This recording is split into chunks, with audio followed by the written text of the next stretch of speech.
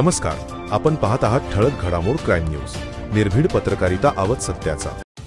11वीच्या विद्यार्थिनीवर वर्गातील अल्पवयीन मित्राकडून वारंवार बलात्कार, आरोपी ताब्यात.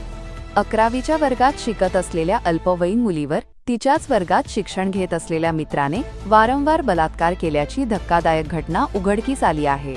ही घटना लोणी काळभोर तालुका हवेली परिसरात घडली आहे. दरम्यान मुलगी 7 महिन्यांची गर्भवती राहिल्यानंतर हा प्रकार उघडकीला आला असून या प्रकरणी लोणी काळभोर पोलिसांनी गुन्हा दाखल होताच अल्पवयीन आरोपीला ताब्यात घेतले आहे. पोलिसांनी दिलेल्या माहितीनुसार निर्भया ही 16 वर्षाची आहे तर अल्पवयीन हा 17 वर्षाचा आहे.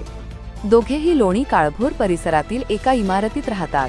तर दोघेही लोणी काळभोर येथील एका नामवंत शैक्षणिक संकुलात एकाच वर्गात शिक्षण घेत आहेत. शाळेत जाताना व येताना दोघेही एकत्र जात व येत होते.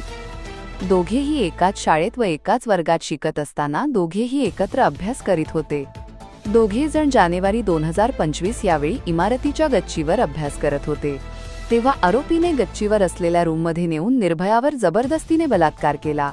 त्यानंतर आरोपीने निर्भयाच्या अज्ञानपणाचा फायदा घेतला आणि तिला धमकी देऊन वारंवार शारीरिक संबंध प्रस्थापित केले.